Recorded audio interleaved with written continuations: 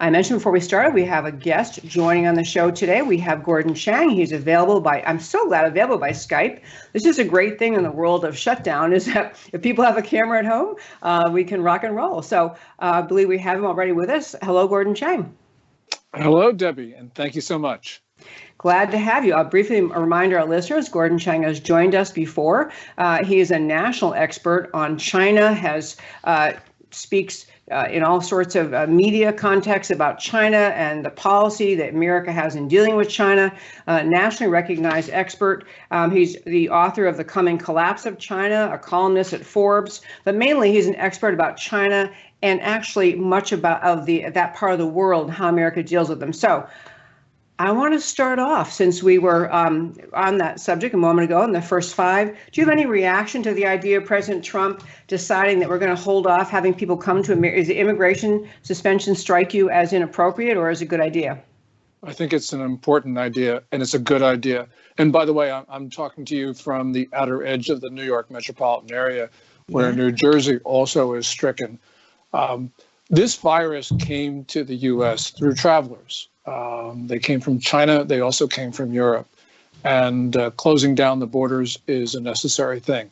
Now, of course, it's undesirable in the general sense, but we've seen what happened. We had 45,100 Americans as of today who have succumbed to the virus. We probably have many more, and we've got to take drastic measures to protect ourselves. So I support this idea that we need to shut our borders until we can make sure that we can get through this.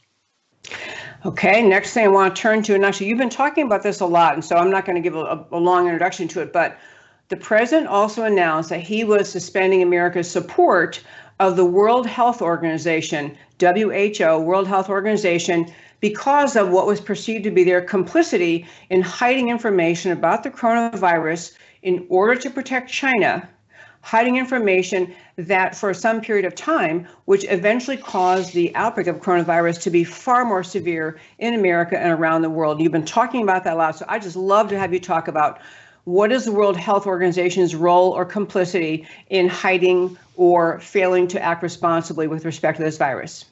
Well, Debbie, there's a pandemic instead of just an epidemic in China. There's a global pandemic because of two organizations, Communist Party of China and the World Health Organization.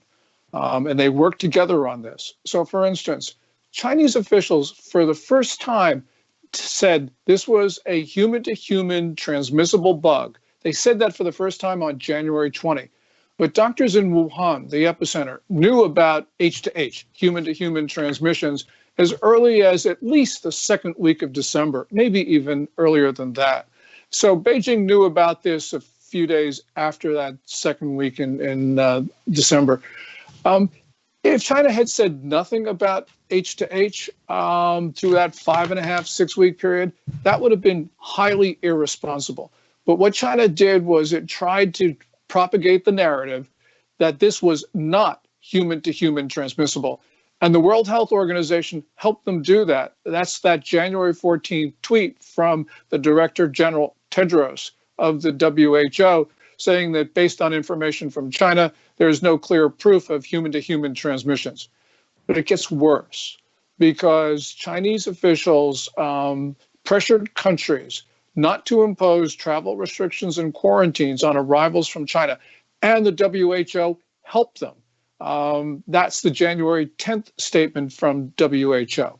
Now, I don't know what was in the mind of Chinese leader Xi Jinping, but if having looked around and seen what the coronavirus did to his country, and if he wanted to level the playing field by spreading coronavirus elsewhere, he would have done exactly what, in fact, he did, which means that his actions at best are reckless, but more likely just malicious. And the WHO helped him. And also, Debbie, the WHO helped in one other aspect, and that is on numerous occasions, the organization blessed the accuracy of Chinese numbers. Yeah. We know from Dr. Deborah Birx, the White House Coronavirus Task Force coordinator, that she looked at the low numbers from China as reported, And she thought that this was no more serious than SARS, which is the 2002-2003 epidemic. It was only when she saw what the bug did to Italy and Spain did she realize that China's numbers were grossly undercounted. And that means she said she did not take precautions because of the numbers she was getting from China. And Dr. Anthony Fauci of the National Institutes of Health, he's made comments similar to that. So we know that the WHO has been a malign factor. And if there were no WHO involved, this disease would not have been such a big event as it is today. So the World Health Organization has member organizations. Part of their commitment to be involved in it is you will relay information relating to exactly these kinds of crises as early as possible, because it's part of the intention of the organization to protect the health of everyone in the world. If every member country complies, then the world is a healthier place. Fewer viruses are spread. So this is not that it matters as much as a policy violation, but what World Health Organization did was help China do exactly what the World Health Organization is trying to prevent ever happening, hiding information. Isn't that right? Yes, absolutely. Two other points. One of them is that Taiwan actually notified the WHO on December 31, saying that it felt that COVID-19 was transmissible human to human.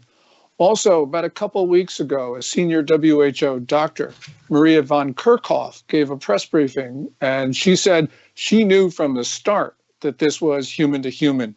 And that's because she's a MERS specialist, Middle East Respiratory Syndrome, another coronavirus. But she said that her concerns about the human-to-human transmissibility were ignored by senior WHO officials.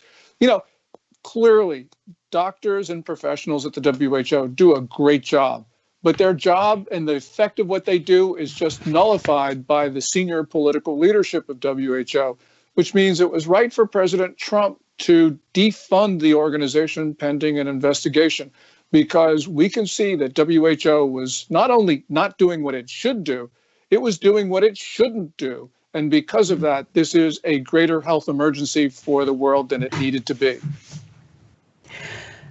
With respect to how the virus came about in China, for a long time, people have been talking about China's explanation of the wet market, that they eat things we wouldn't eat in America, they sell things in markets, and that somehow is a transmission from bats or whatever to human. But now there's increasing suspicion that this virus escaped from one of the bioweapons labs in Wuhan. Now, to be clear, that doesn't mean it was created as a weapon. I'm going to do kind of two parts. What is your understanding of the latest information about whether or not this virus actually came from a lab versus the wet markets? Yeah. The preponderance of the evidence right now says that this came from the Wuhan Institute of Virology, that it was a naturally occurring coronavirus. This was not engineered. There is an article from The Lancet, which is the authoritative British medical journal, posted January 24th, which said that many of the initial coronavirus cases had no contact with the wet market, which means that the wet market could not have been the source of this. I think that maybe the wet market accelerated a virus that already had gotten out into the public. That's very possible, but it really looks like it came from that lab. That lab on its website once bragged that it stored more than 1,500 varieties of coronavirus. We know that the State Department in 2018 sent investigative teams to that lab. They came away alarmed at the failure to adhere to established protocols. And they actually said that there was a possibility of a coronavirus type pandemic, which is essentially what occurred. Also, last piece of evidence, which is really quite stunning, that is China Daily, which is an official media publication in China, actually posted pictures of a refrigerator where coronavirus was being stored. They did this because they wanted to show the world what great procedures they had. But people who have looked at those pictures noticed that the seals on the refrigerator were broken. Clearly a breakdown in safety procedures. So clearly there's something really wrong going on at that lab. Now, whether it's a bioweapons lab or not, we don't know. But in all probability, Debbie, It is. And that's another long conversation. But it does look like they are doing very suspicious type activity there. So if this virus came from the lab, whether it was accidentally, well, let's just start with whether it was natural and accidentally released, and what is wrong, what China did is just simply not alerting the world quickly enough. I mean, that by itself is very alarming.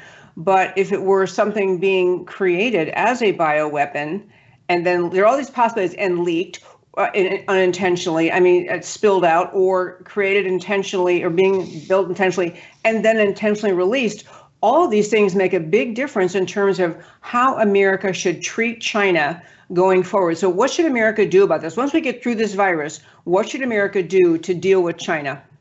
Well, we have to, first of all, deter China, because the spread of this was, as I mentioned, reckless or malicious, most likely malicious. But in either case, it's a fault of Chinese leaders.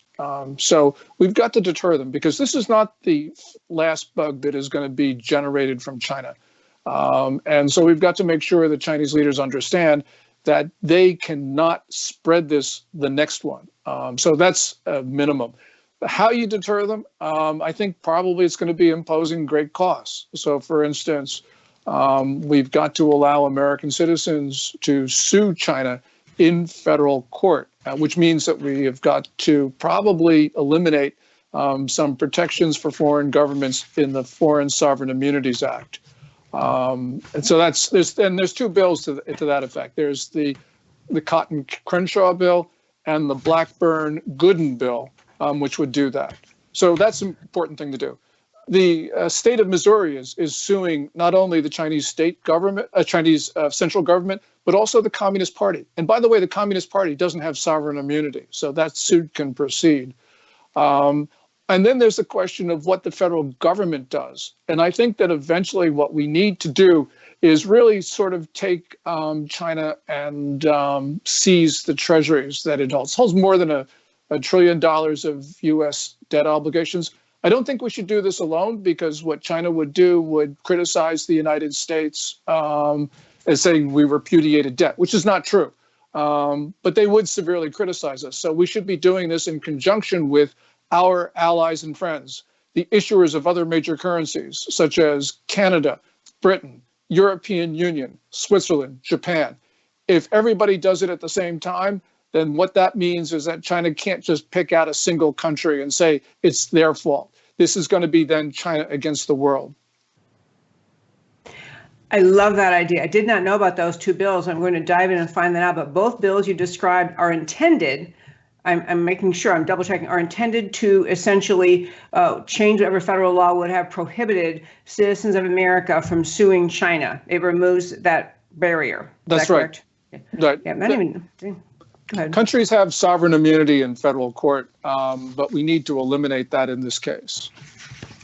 You know, it's another whole aspect is I think is astonishing. People in America, we have loved the idea, and you and I have talked about this before, we loved the idea we were opening up to China, and we were really being, as a country, we were developing trade, that people had the notion that if we had more manufacturing in China, we would help bring about a freeing of the Chinese people from the communist repression. We'd help the whole country blossom. There was a kind of a, smiley milquetoast assessment that we could somehow make things better in China.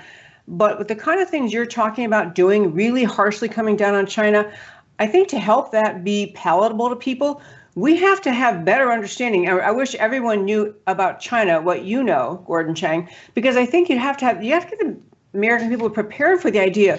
This is to understand how badly the Chinese Communist Party treats its people, how repressive they are. I think you've got to warm the people up. The idea these people, this country needs to be punished really ultimately because it will help their people get out of the repression of their government. But do you have a thought about that, about how America sees China, whether this all be palatable to them?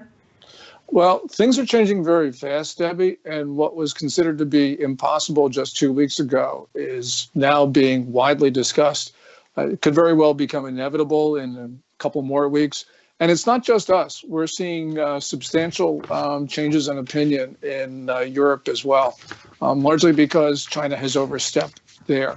But, what's the overriding reality is that we're going to lose tens of thousands of Americans, if not more.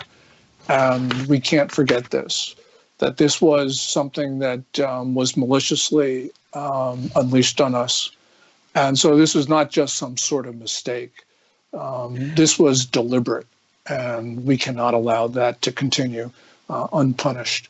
I know that it's unpleasant. It's almost unthinkable. But what China did was not just a crime against humanity. It was a crime against all of humanity. This is the first time in history, Debbie, that one country has attacked all the other countries in the world simultaneously. And we've got to be concerned, the mentality of Chinese leaders right now. We are in a struggle with China. This is an existential struggle. We have a common enemy. That common enemy means to harm us, and that's already done so. And there is just we need to come to a realization that there's only going to be one survivor. It's either going to be the People's Republic of China or the United States of America, not both. It better be us. It better be us, is darn right. I love that. And I love that really putting it in the stark terms it needs to be put in. Other steps very quickly we could do as Americans. I'd love to hear, I'm sure you're full of ideas, but we've talked in the past, you and I have, about the idea that we have, unfortunately, in America become dependent on China for the manufacture of medications. And so we are therefore at their mercy were we to need more medications that we don't currently manufacture here. But we can, as one step, begin to say, we're going to bring back manufacturing, especially of essential things like pharmaceuticals. Oh, wait. One more thing I read about, I want to ask you about. Is it right that China actually, as this was unfolding, purchased or cornered the market on personal protective equipment, PPE, so that when everyone in the world, including America, needed it to respond to the virus, they had control and were able to jack up the prices? Is that right? Yeah, that is accurate. That's exactly what Beijing did in January and February. There's just so many awful things that China has done. It is really difficult for us to wrap our mind around. And I start out really before this, concerned about China. I have actually been stunned by what the Chinese leadership has done. It's taken me by surprise. So this is just something where we have got to change our assumptions about China, because the way we view the world is one way, but the Chinese view it in an entirely different way. They most certainly do. So Gordon, to wrap up today, first of all, I want to thank you so much for coming. I know that you're in demand a lot. I'm so glad you're available. I wanted to mention for our listeners, we're speaking with Gordon Chang. To follow you on Twitter, I had it right in front of me. To follow you on Twitter, Gordon G. Chang, GordonGchang. Yeah, I definitely urge people to do that. This gentleman we're speaking with, a fount of knowledge on China, on American policy toward China, and being alert to really what behind the scenes in China the Communist Party is doing to its people, to the world. Because actually, if we don't understand it, we're very vulnerable to the next attack, the next undermining by China. So, Gordon Chang, thank you so very much for joining me today. Oh, well, thank you, Debbie. I very much appreciate the opportunity. We'll talk to you again soon, I hope. Thank you so much, sir. Folks, I really do. We were just talking about with Gordon Chang a moment ago on the whole where we are in dealing with China. This is a time when Americans need to be not just alert themselves, tell their friends, spread it to their neighbors, help people understand that China, as you just heard Gordon Chang describing, did not mistakenly somehow release this and immediately speak up and tell everyone, explain the threat. They did nothing like that. Nothing. Whether we will discover that it was accidentally released, intentionally released, whether it was naturally developed in this lab or was a bioweapon, all the things we will figure out, we still have to understand the Chinese Communist Party was reprehensibly, maliciously responsible for unleashing this virus on the world and the deaths we are watching around the world.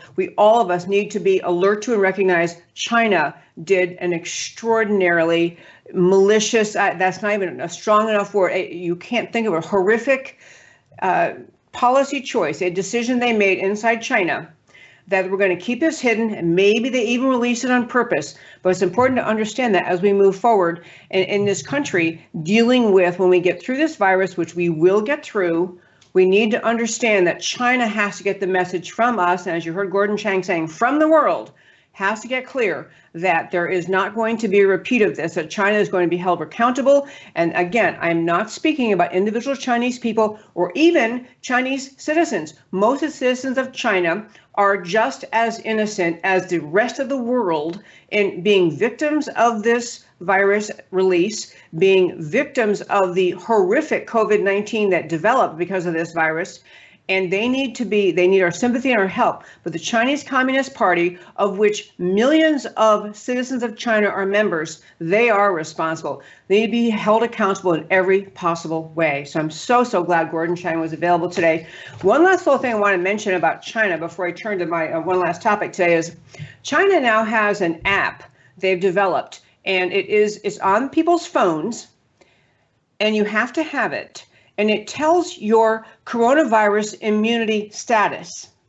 So that, and it was, I believe I talked about this maybe a week ago or so on the show, but I want to mention it again because there's an idea coming to America of a similar thing that we must nip in the bud in America. But back to China, they have your coronavirus immunity status data constantly updated. And so when you want to go into a building in China and you're a Chinese citizen, you have to show them your status, or they have the ability to check your status and see, oh, sorry, your status based on where you've been recently, who you've been in contact with, your status is red. They have red, yellow, and green, whatever the three colors were. And the red was, you're not supposed to be out. You can't come here. And so they have, following around every Chinese citizen, they have this immunity data collector in people's phones. People are describing they want to go to restaurants. They have to hold up their phone to a checker at the door, one of the electronic checkers. They can say, oh, yeah, okay, you're okay. You got a green thing, you can come in. Whether they're trying to do that to protect against the further spread of the coronavirus or every other reason there is, China is emboldened in its endless mission to monitor, control the life and the movements of every single citizen every day of their lives. This is a little bit similar to the Chinese. They already had their system in place where they are monitoring people's social their behaviors, and you have a social monitoring score where you're told essentially because you voted or you didn't vote or you didn't take your trash out or whatever you did that wasn't right. You have a social credit score in China that can impede your ability to do anything, get on an airplane, be at certain places. And they've compounded this now with this coronavirus ID thing, getting at the notion that China is a repressive country. The Chinese Communist Party is repressive. They have used this coronavirus not only to harm the world, but to add a layer of repression on their own people on top of the social credit score thing they already had. So China has added this, and we in America are beginning to hear, I'm going to talk about more tomorrow probably in the show, but we in America are going to begin to understand that there are people in our country that want to do that same kind of thing in the ballpark, same kind of thing that China wants to do, which is they think we're going to have a system in America to keep track of your immunity status based on the coronavirus. And this immunity status ID, immunity certificate, whatever you're going to call it, is going to be the thing that determines whether you are allowed to leave your house, to be in public places, to go to venues of various kinds. This is the mindset of people who think like the Chinese leaders, that it's really okay for the government to have a role of monitoring people. We need to be alert as we move ahead, getting past the coronavirus, understanding there are plenty of people in this country in positions of leadership who think this is the next way we can help protect the American people from the virus, is to have some kind of monitoring system controlling everyone. And folks, we cannot let that happen here. Has no place in America.